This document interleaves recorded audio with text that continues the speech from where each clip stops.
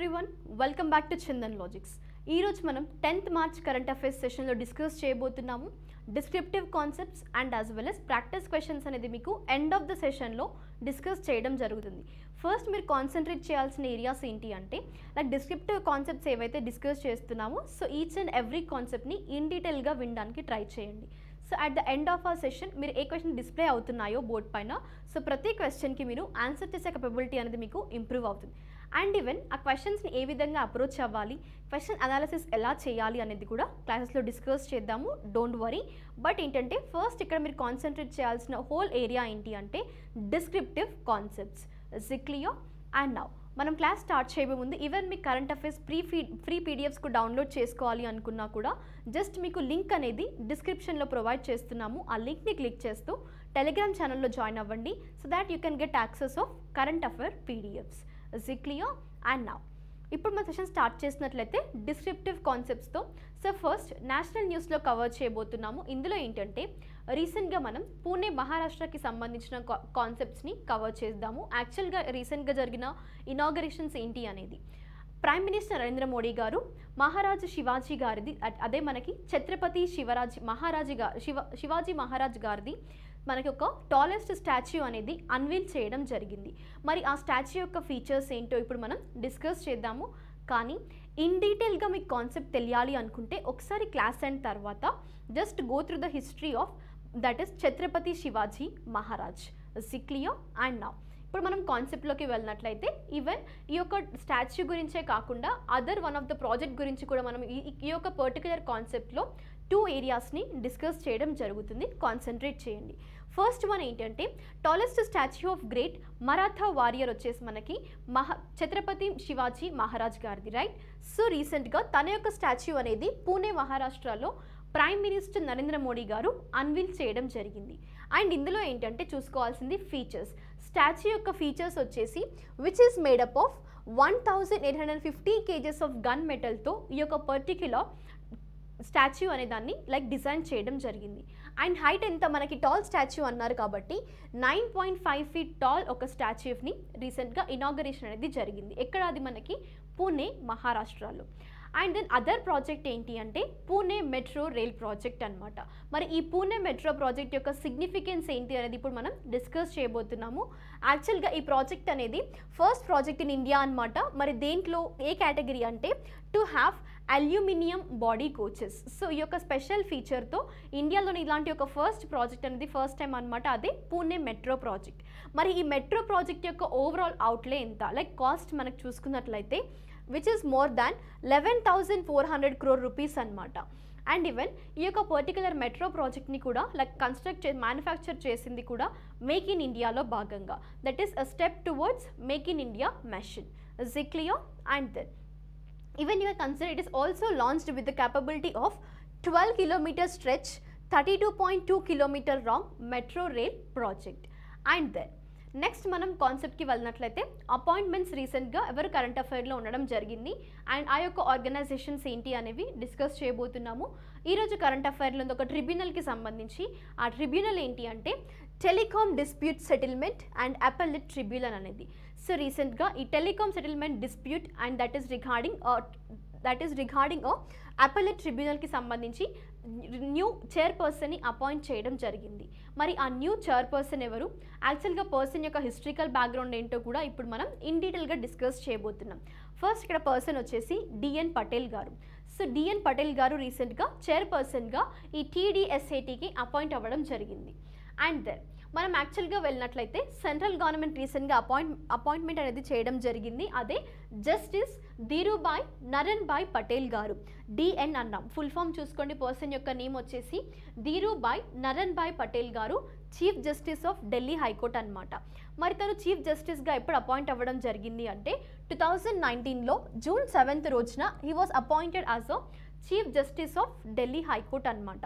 And తన retirement కూడా ఈ మంత్లోనే ఉండింది. దట్ ఈస్ మార్చ్ మంత్లోనే 12th రోజున తన రిటైర్మెంట్ యాక్చువల్గా జరిగేది. కానీ బిఫోర్ ద రిటైర్మెంటే మళ్ళీ అదర్ అనౌన్స్మెంట్ కూడా చేశారు. అంటే ఇలా ఒక పర్టిక్యులర్ పొజిషన్ని మళ్ళీ డిఎన్ పటేల్ గారికి ఇస్తున్నాము అనేది సెంట్రల్ గవర్నమెంట్ అనౌన్స్మెంట్ చేయడం జరిగింది. Is it clear? అంటే తన based on historical background consider చేసి తను ప్రీవియస్గా ఢిల్లీ హైకోర్టుకి కూడా చీఫ్ జస్టిస్గా వర్క్ చేశారు. అండ్ ఈవెన్ మీరు తన యొక్క ఇమేజ్ కూడా చూడొచ్చు ఇక్కడ, ఎవరిది, దట్ ఈస్ ధీరుభాయ్ నరన్ భాయ్ పటేల్ గారిది. డిఎన్ పటేల్ గారు రీసెంట్గా telecom dispute settlement and appellate ట్రిబ్యునల్కి చైర్పర్సన్గా అపాయింట్ అవ్వడం జరిగింది. అండ్ మరి తను యాక్చువల్గా దట్ మీన్స్ పీరియడ్, తన యొక్క డ్యూరేషన్ ఎన్ని ఇయర్స్ అనేది కూడా డిస్కస్ చేద్దాము. అండ్ ఏవైనా కమిటీస్ లేదా క్యాబినెట్స్ ఇందులో ఇంపార్టెంట్ రోల్ ప్లే చేశాయా, and what is the ministry played the role అనేది కూడా ఇప్పుడు మనం చూడబోతున్నాం. So here comes to who is going to serve the chair from period of 4 years. ఎన్ని ఇయర్స్ యాక్చువల్గా 4 years from the date of assumption of charge of this particular position or else till attaining the age of 70 years. ఎన్ని years అది, కొన్నింటికి 65 years ఉంటాయి, consider చేసుకోండి. ఈ యొక్క particular పొజిషన్స్కి age వచ్చేసి 70 years or else until the further orders ఏదైతే ఎర్లియర్గా ఉంటుందో దాన్ని బేసిస్ చేసుకొని పర్సన్ ఈ యొక్క హైయెస్ట్ పొజిషన్లో, అది కూడా చైర్పర్సన్ ఆఫ్ టీడీ శాట్కి తను యాక్చువల్గా 4 ఇయర్స్ ఈ యొక్క పోస్ట్ని తీసుకోబోతున్నారు. Is it clear? మరి తన యొక్క అపాయింట్మెంట్ని ఎవరు అప్రూవల్ చేశారు, ఏ యొక్క మినిస్ట్రీ ఇంపార్టెంట్ రోల్ ప్లే చేసింది అనేది క్వశ్చన్ కదా. సో ఇక్కడ ministry of law and justice అనేది మేజర్ రోల్ ప్లే చేసింది. అండ్ అపాయింట్మెంట్ అప్రూవల్ చేసింది ఎవరు అంటే మనకి appointment committee of the cabinet అనేది ఈ యొక్క పర్టికులర్ అపాయింట్మెంట్ని అప్రూవల్ చేయడం జరిగింది. Is it clear? And then next కాన్సెప్ట్కి వెళ్ళినట్లయితే బ్యాంకింగ్ న్యూస్ ఇక్కడ మనకి యాక్చువల్గా ఈరోజు కరెంట్ అఫైర్లో ఉంది ఏంటంటే యాక్సిస్ బ్యాంక్కి సంబంధించి. యాక్సిస్ బ్యాంక్ అనేది భారతీ ఎయిర్టెల్తో టైఅప్ అవి రీసెంట్గా ఒక ఇనిషియేటివ్తో ముందుకు రావడం జరిగింది.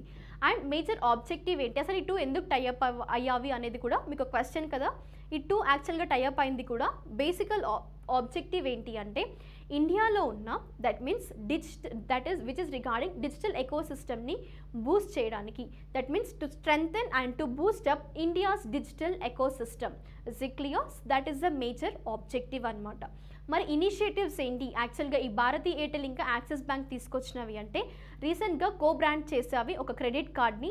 ఆ క్రెడిట్ కార్డ్ నేమ్ ఏంటి అంటే Airtel Axis bank credit card అనమాట. సో ఈవెన్ దీనికి ఏంటంటే అదర్ బెనిఫిట్స్ కూడా ఉన్నాయి, లైక్ ఇండస్ట్రియల్ లీడింగ్ బెనిఫిట్స్ అవనివ్వండి, ప్రీ అప్రూవ్డ్ ఇన్స్టెంట్ లోన్స్ అవనివ్వండి, or else buy now pay later. So ఇలా చాలా ఆఫర్స్తో ఈ యొక్క బ్రాండ్ చేశారనమాట క్రెడిట్ కార్డ్ని భారతీ ఎయిర్టెల్ ఇంకా యాక్సిస్ బ్యాంక్. అర్థమైంది కదా. మేజర్ ఆబ్జెక్టివ్ ఏంటి ఇక్కడ, యాక్చువల్గా ఆబ్జెక్టివ్ వచ్చేసి ఇండియాలో ఉన్న డిజిటల్ ఎకోసిస్టమ్ని బూస్టప్ చేయడానికి అండ్ స్ట్రెంగ్థెన్ చేయడానికి, రైట్. అండ్ దెన్ ఈవెన్ మీకు స్టాటిక్ పార్ట్ కవర్ చేయాలి అనుకున్నా కూడా యాక్సిస్ బ్యాంక్ యొక్క headquarters and established year. So established year వచ్చేసి 1993 and headquarters is it Mumbai.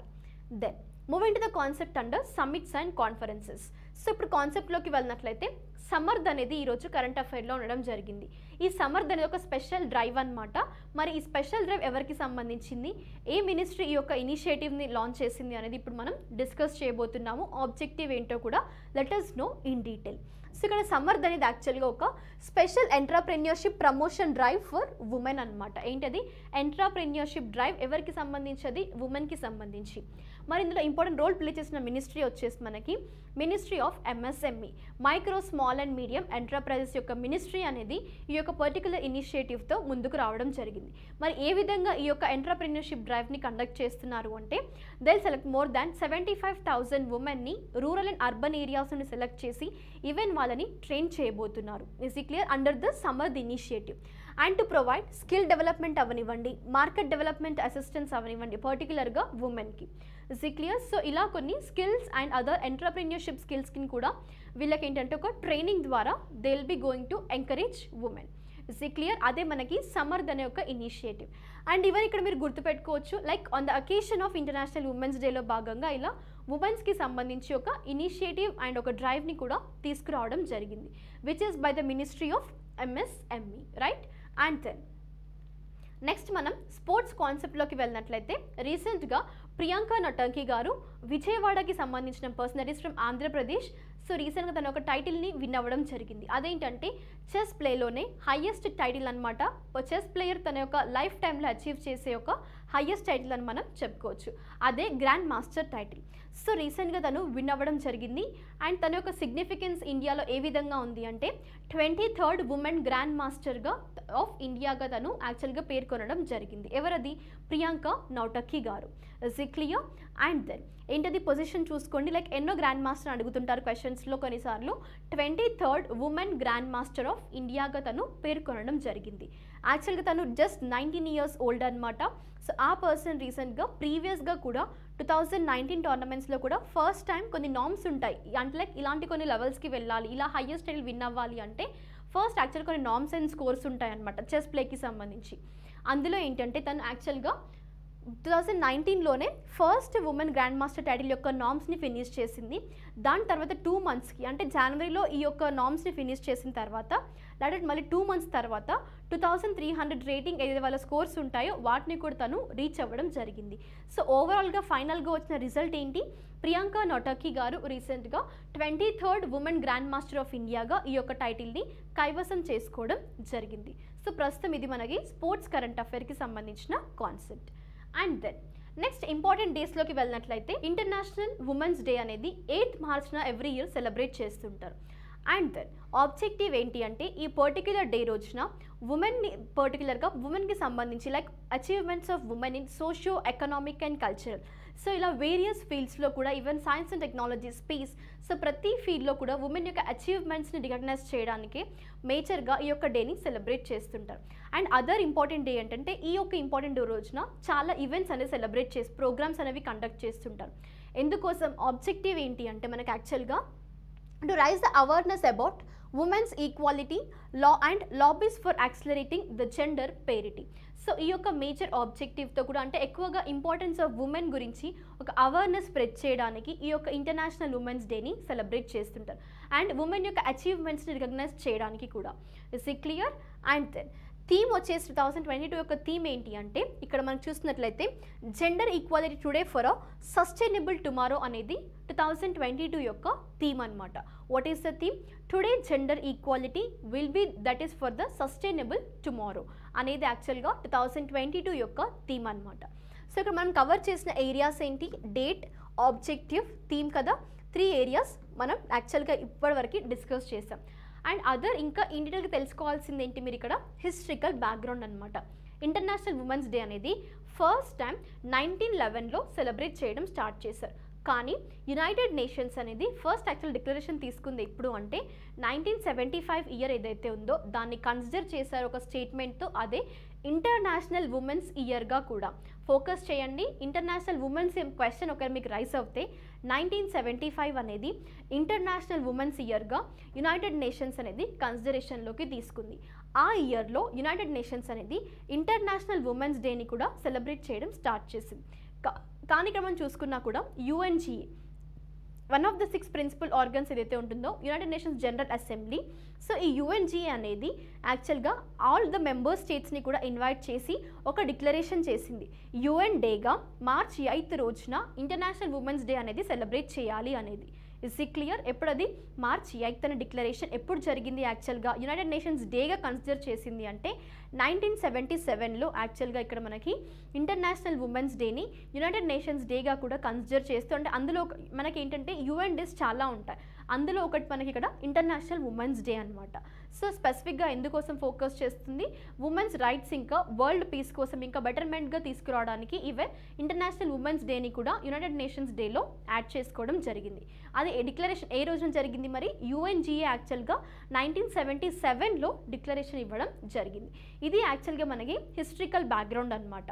And you need to focus here ఏంటి మనకి హిస్టరికల్ బ్యాక్గ్రౌండ్ వచ్చేసి theme, objective and date. So these were the 4 important areas. And next కాన్సెప్ట్కి వెళ్ళినట్లయితే so with this మనకేంటంటే descriptive concepts అనేది finish అయ్యాయి. ఇప్పుడు మనం ఎంటర్ అవ్వబోయేది ప్రాక్టీస్ క్వశ్చన్స్కి. So everyone get ready. మీరు ప్రతి క్వశ్చన్ మనకి ఇక్కడ బోర్డ్ పైన డిస్ప్లే అవుతుంది, ఈవెన్ ఆప్షన్స్ కూడా మీరు ఒకసారి క్లియర్గా just have a glance, then pause at this slide and ఆన్సర్ని కామెంట్ సెక్షన్లో నీట్గా క్వశ్చన్ నెంబర్ వేస్తూ మెన్షన్ చేయండి. Is it clear? అండ్ కొన్నిసార్లు ఏంటంటే ఈవెన్ బియాండ్ ద కాన్సెప్ట్ కూడా మీకు ఇంకా తెలుసుకోవాలి అన్న ఒక ఉద్దేశం ఉంటే జస్ట్ కామెంట్ సెక్షన్లో డిస్క్రిప్టివ్ క్వశ్చన్స్కి కూడా ఆన్సర్ చేయడానికి ట్రై చేయండి. అండ్ ఇక్కడ మనకి ఫస్ట్ క్వశ్చన్కి వెళ్ళినట్లయితే సమర్థ్ అనే ఒక ఇనిషియేటివ్ యాక్చువల్గా ఒక స్పెషల్ డ్రైవ్ అని మనం డిస్కస్ చేస్తాం. దేనికి సంబంధించి? ఉమెన్ ఎంటర్ప్రెన్యూర్స్ని తీసుకురావడానికి, స్కిల్ డెవలప్మెంట్ ఏరియాస్ని, మార్కెట్ డెవలప్మెంట్ స్కిల్స్ని, ఈ విధంగా రూరల్ ఇంకా అర్బన్ ఏరియాస్ నుండి ఇండియాలో ఉన్న ఉమెన్ని like they'll be going to train under the initiative call Samarth initiative. కానీ ఇక్కడ ఏ యొక్క మినిస్ట్రీ అనేది ఈ యొక్క పర్టికులర్ ఇనిషియేటివ్తో ముందుకు రావడం జరిగింది? ఏంటది? సమర్థ్ అనే ఇనిషియేటివ్తో. ఆప్షన్స్కి వెళ్ళినట్లయితే మినిస్ట్రీస్కి సంబంధించి so ministry of women and child development, ministry of social justice and empowerment, ministry of micro small and medium enterprises or else ministry of health and family welfare. Next క్వశ్చన్కి వెళ్ళినట్లయితే ఇండియా శ్రీలంక రీసెంట్గా బైలాటరల్ మ్యారిటైమ్ ఎక్సర్సైజ్ని కండక్ట్ చేయడం జరిగింది. అదే మనకి SLINEX exercise అనేది, right. So SLINEX exercise of 2022 Sri Lanka and India. Then రీసెంట్గా ఆ యొక్క పర్టికులర్ ఎక్సర్సైజ్ అనేది ఏ రీజియన్స్లో ప్లేస్ చేసుకోవడం జరిగింది అనేది క్వశ్చన్. అండ్ ఈ క్వశ్చన్తో ప్యారలల్గా మీరు ఇక్కడ మెన్షన్ చేయండి కమెంట్ సెక్షన్లో ఎడిషన్ కూడా.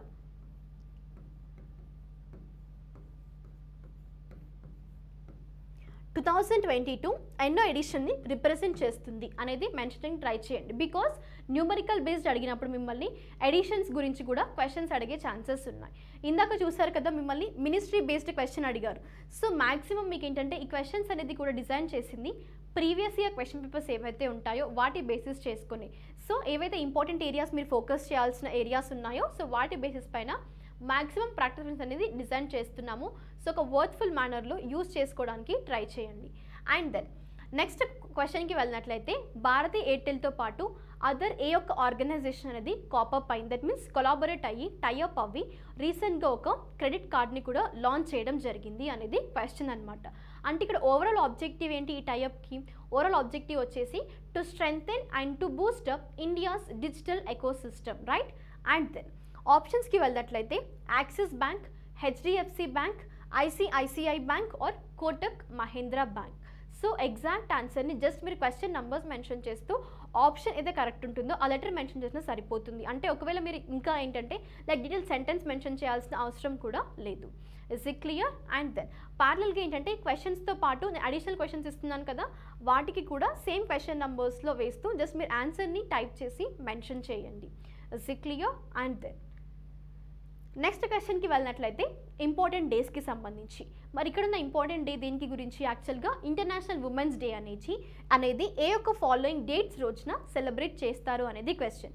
సో కొన్నిసార్లు మిమ్మల్ని ఐదర్ రిగార్డింగ్ హిస్టరికల్ బేస్డ్ కూడా క్వశ్చన్స్ అడుగుతుంటారు. అంటే ఫస్ట్ యాక్చువల్గా యునైటెడ్ నేషన్స్ అనేది ఏ రోజున లైక్ ఏ ఇయర్లో సెలబ్రేట్ చేయడం స్టార్ట్ చేసింది, లేదు అనుకున్నప్పుడు ఇంటర్నేషనల్ ఉమెన్స్ ఇయర్ అనేది ఏ ఇయర్ రికగ్నైజ్ చేశారు యాక్చువల్గా ఎవరది? యునైటెడ్ నేషన్స్ అనేది. ఏ ఇయర్ అది మనకి 1975 అనేది ఇంటర్నేషనల్ ఉమెన్స్ ఇయర్గా కన్సిడర్ చేయడం జరిగింది. అండ్ 1977లో ఏంటి యునైటెడ్ నేషన్స్ జనరల్ అసెంబ్లీ అనేది యుఎన్ డేగా ఇంటర్నేషనల్ ఉమెన్స్ డేని రికగ్నైజ్ చేసింది. యాక్చువల్గా ఈవెన్ మీరు 2 ఏరియాస్ని కవర్ చేయండి, మళ్ళీ కన్ఫ్యూజ్ అవ్వకండి. 1911లో first international women's day celebrate చేశారు. 1975లో యునైటెడ్ నేషన్స్ అనేది యాక్చువల్గా ఈ యొక్క ఇయర్ని కన్సిడర్ చేసింది, అంటే ఒక ఇంటర్నేషనల్ ఉమెన్స్ ఇయర్గా. లాటర్ 2 ఇయర్స్ తర్వాత 1977లో ఏ డిక్లరేషన్ ఇచ్చింది యునైటెడ్ నేషన్స్ జనరల్ అసెంబ్లీ? ప్రతి మెంబర్ స్టేట్స్ని ఇన్వైట్ చేసి ఇది ఒక యుఎన్ డేగా మార్క్ చేశారు. అంటే ఇంకా ఎవ్రీ ఇయర్ ఈ యొక్క మెంబర్ స్టేట్స్ ఏవైతే ఉన్నాయో ఖచ్చితంగా ఈ యొక్క ఇంటర్నేషనల్ ఉమెన్స్ డేని సెలబ్రేట్ చేయాలి 8th రోజున అని. అంటే ఉమెన్స్ రైట్స్ కోసం ఇంకా వరల్డ్ పీస్కి సంబంధించి, రైట్. అండ్ దెన్ మనకి ఇక్కడ క్వశ్చన్ ఏంటి యాక్చువల్గా ఓవరాల్ క్వశ్చన్ వచ్చేసి which day is celebrate as a international women's day annually అన్నారు. ఆప్షన్స్కి వెళ్ళినట్లయితే first Sunday off March, 7th March, 8th March లేదా ఫస్ట్ సాటర్డే ఆఫ్ మార్చ్. మీకు ఈ విధంగా ఆప్షన్స్ ఎందుకు ఇస్తుంటారు అంటే మేబీ మీరు కన్ఫ్యూజ్ అయ్యి ఉండొచ్చు. నార్మల్గా డేట్స్ ఇస్తే మీకు ఒకవేళ గుర్తున్నా కూడా మీరు డైరెక్ట్ ఆన్సర్ చేసేస్తారు. కానీ కొన్నిసార్లు ఇలాంటి క్వశ్చన్స్ ఇవ్వడం ద్వారా మీరు డైలమాలో పడే ఛాన్సెస్ ఉంటాయి. అందుకోసమే గుర్తుపెట్టుకోండి ఏవైతే ఇలా మీకు స్పెసిఫైడ్ డేట్స్ ఉంటాయో. సపోజ్ ఇప్పుడు మనకి ఫిబ్రవరి మంత్ ఉంది, సో ఫిబ్రవరి మంత్ 1 ఒక సపరేట్ లిస్ట్ తీసుకోండి, లైక్ ఇంపార్టెంట్ డేస్ అన్ని లిస్ట్ చేసుకోండి. అందులో ఏవైనా ఇలా స్టాండర్డ్ డేస్ ఉన్నాయా? ఒకవేళ స్టాండర్డ్ డేస్ ఉంటే సపరేట్గా మళ్ళీ ఒక లిస్ట్ అనేది ప్రిపేర్ చేసుకోండి ఫిబ్రవరి మంత్కి సంబంధించి. సో అప్పుడు మీకు ఆ పర్టికులర్ డేట్స్ కాకుండా ఇంపార్టెంట్ డేస్ కాకుండా వేరే ఏదైనా డే వస్తే ఏంటంటే మీరు ఈజీగా వాటిని ఎలిమినేట్ చేసుకొని అదర్ డేస్ని మీరు క్లారిటీగా చదువుకునే ఛాన్సెస్ ఉంటాయి కదా. సో అందుకోసమే కన్ఫ్యూజ్ అవ్వకుండా ఇలా స్టాండర్డ్ డేస్ ఏవైనా ఉంటే ఫస్ట్ ఒక సపరేట్ లిస్ట్ ఎవ్రీ మంత్కి చేసి పెట్టుకోండి. That will be useful. Is it clear? And questions కూడా కొన్నిసార్లు ఇలా స్టాండర్డ్ డేస్ వచ్చినా కూడా ఎవ్రీ ఇయర్ అని అంటుంటారు, స్పెసిఫిక్గా 2022 లేదా ఏదైనా ఇయర్ మెన్షన్ చేశారు అంటే మళ్ళీ మీరు ఆ డేట్స్ని కూడా గుర్తుపెట్టుకోవాలి. అంటే మ్యాక్సిమం మిమ్మల్ని ఇయర్ ఎలాంటి ఏరియాస్లో అడుగుతారు అంటే లైక్ 2022 అంటే ప్రస్తుతం ఏదైతే జరుగుతున్నాయో ఎగ్జామ్స్ మనకి ప్రీవియస్ లాస్ట్ 6 months నుండి ఈ యొక్క ఎగ్జామ్ వరకు మనకి డేట్ ఆఫ్ ఎగ్జామినేషన్ వరకు మ్యాక్సిమం ఇయర్స్ అనేవి మెన్షన్ చేస్తుంటారు. కానీ స్టాండర్డ్ డేస్ ఉన్నప్పుడు ఎవ్రీ ఇయర్ అనే క్వశ్చన్ అనేది రైస్ అవుతుంది. ఒకవేళ స్టాండర్డ్ డేస్తో పాటు మళ్ళీ కన్ఫ్యూజన్లో పెట్టాలి అని అనుకున్నప్పుడు 2022లో ఏ రోజున వచ్చింది, లైక్ ఏ డేట్ రోజున సెలబ్రేట్ చేశారు అనేది స్టాండర్డ్ డే క్వశ్చన్ కాకుండా. Is it clear? అంటే ఇంపార్టెంట్ డేస్ అనేది అంత ఈజీ కాన్సెప్ట్ కాదు. ఇందులో కూడా మీరు లైక్ ఏంటంటే ఒక క్లారిఫికేషన్తో ప్రిపరేషన్ అనేది చేయండి. బికాస్ మిమ్మల్ని ఐదర్ ఇంటర్నేషనల్ ఇంపార్టెంట్ డేస్ అడుగుతారు కొన్నిసార్లు, లేదంటే నేషనల్ ఇంపార్టెంట్ డేస్ క్వశ్చన్స్ ఉంటాయి, state news like statehood days అనేవి కూడా మనకి ఉంటాయి. అండ్ యాజ్ వెల్ as కొన్నిసార్లు ఏంటంటే some like rather important days ఉంటాయి కదా, లైక్ జనరల్గా కొన్ని ఇంపార్టెంట్ లైక్ ఫెస్టివల్స్ కానివ్వండి, లైక్ కొన్ని స్టాండర్డ్ డేస్ ఉంటాయి.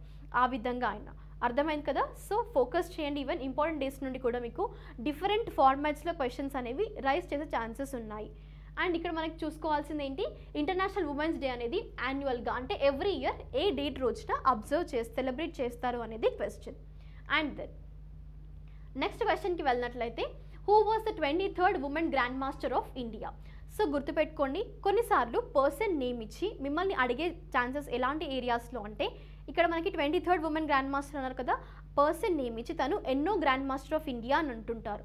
అప్పుడు మీరు 23rd అని ఆన్సర్ చేయాలి కదా. సో అందుకోసమే ఈవెన్ స్పెసిఫై చేయండి. డైరెక్ట్ క్వశ్చన్ అడిగితే మిమ్మల్ని ఈ విధంగా నేమ్ అడుగుతారు. ఇండైరెక్ట్గా అడగాలి అనుకుంటే లైక్ తన యొక్క పర్సన్ నేమ్ కన్సిడర్ చేస్తే తను ఎన్నో గ్రాండ్ మాస్టర్ ఆఫ్ ఇండియా అనేది కూడా అడిగే ఛాన్సెస్ ఉంటాయి. సో ఇక్కడ క్వశ్చన్కి మనకి ఆప్షన్స్కి వెళ్ళినట్లయితే, ఎవరు యాక్చువల్గా 23rd women grand master of ఇండియాగా రీసెంట్గా పేర్కొనడం జరిగింది? ఆప్షన్స్కి వెళ్ళినట్లయితే ప్రియాంక నొటకి, ఆర్ఎల్స్ దివ్యా దేశ్ముఖ్, ద్రోణావాలి హారిక, ఆర్ఎల్స్ సమయ్ రైనా. సో ఈ యొక్క కరెక్ట్ ఆప్షన్ని మీరు కమెంట్ సెక్షన్లో మెన్షన్ చేయండి. అండ్ ప్యారలల్గా యాక్చువల్గా the person is of 19 years old and even తను ప్రీవియస్గా కూడా ఈ ఉమెన్ గ్రాండ్ మాస్టర్ టైటిల్ ఏదైతే ఉందో, ఈ ఉమెన్ గ్రాండ్ మాస్టర్కి సంబంధించిన కొన్ని నామ్స్ ఉంటాయి కదా, అది యాక్చువల్గా 2019లోనే తను క్వాలిఫై అవ్వడం జరిగింది. లాటర్ మళ్ళీ 2 months తర్వాత కూడా తను రిమైనింగ్ ఏవైతే ఉంటుందో, సో స్కోర్ వచ్చేసి కూడా you can consider here 2300 rating required ఏదైతే ఉంటుందో వాటిని కూడా తను క్వాలిఫై అవ్వడం జరిగింది. సో లాటర్ ఆన్ ఫైనల్గా యాక్చువల్గా 23rd women grand master of ఇండియాగా పేర్కొనడం జరిగింది. ఆ పర్సన్ యాక్చువల్గా from Vijayawada, Andhra Pradesh. Even clue కూడా ఇచ్చాను. అట్లీస్ట్ ఈ క్లూస్తో అయినా మీకు కాన్సెప్ట్ డిస్కస్ చేసినప్పుడు ఏదైతే ఉన్నాయో ఏరియాస్, సో జస్ట్ రివైజ్ చేసుకొని ఎగ్జాక్ట్ ఆన్సర్ని కమెంట్ సెక్షన్లో మెన్షన్ చేయండి. And apart from this, even మీకు డిస్క్రిప్టివ్ కాన్సెప్ట్స్లో కూడా కొన్నిసార్లు క్వశ్చన్స్ రైజ్ చేస్తున్నారు. ఒకవేళ మీరు ఆ క్వశ్చన్స్ని లైక్ ఎవ్రీ డే గ్యాదర్ చేయలేకపోతున్నాం ఆన్సర్స్ని అనుకుంటే, జస్ట్ ఏదైనా ఫ్రీ డే రోజు ఒకరోజు తీసుకొని మీరు ప్రిపరేషన్లో లైక్ ఐదర్ సండే లేదా ఏదైనా మీకు మీరు ఏదైతే డే ఫ్రీ డేగా కన్సిడర్ చేసుకుంటున్నారో మీ ప్రిపరేషన్లో, ఆ రోజున కంప్లీట్ ఆల్ అంటే పర్టికులర్ ఒక వీక్కి సంబంధించి ఐదర్ 3 daysకి ఒకసారా లేదంటే వీక్లీ వన్స్ అయినా ఆ డిస్క్రిప్టివ్ క్వశ్చన్స్ని కూడా జస్ట్ ఒకసారి నోట్స్ ఏమి సెల్ఫ్గా ప్రిపేర్ చేసుకోవడానికి ట్రై చేయండి. Because at the end of the point మీ ప్రిపరేషన్ టైంకి మీ దగ్గర ఏంటంటే like basic to high level ఇన్డెప్త్గా అడిగినా కూడా మీరు ఆన్సర్ చేసే విధంగా ప్రిపరేషన్ అనేది కంప్లీట్ ఒక వ్యూతో just make it clear. Is it clear? And then so దీంతో మన సెషన్ ఎండింగ్కి వచ్చాము. అండ్ గుర్తుపెట్టుకోండి, మీకు ఎలాంటి డౌట్స్ ఉన్న సబ్జెక్ట్కి సంబంధించి feel free to mention in comment section. Either descriptive concepts అయినా లైక్ ఈరోజు డౌట్ కాకపోయినా మీరు ప్రీవియస్ క్లాస్ ఏదైనా విన్నారు, సో అందులో మీకు ఏదైనా డౌట్ ఉంటే జస్ట్ ఆ డేట్ కరెంట్, ఎందుకంటే మన కరెంట్ అఫైర్స్ కాబట్టి ఆ డేట్ని మెన్షన్ చేస్తూ డిస్క్రిప్టివ్ కాన్సెప్ట్ టైటిల్ని మెన్షన్ చేయండి, సరిపోతుంది. నేను మళ్ళీ మీకు నెక్స్ట్ డే ఆ యొక్క పర్టిక్యులర్ కాన్సెప్ట్ని తీసుకురావడం జరుగుతుంది. Is it clear? Thank you everyone. We'll be meeting in the next session with some other topics. Until then, stay tuned, stay safe and stay home.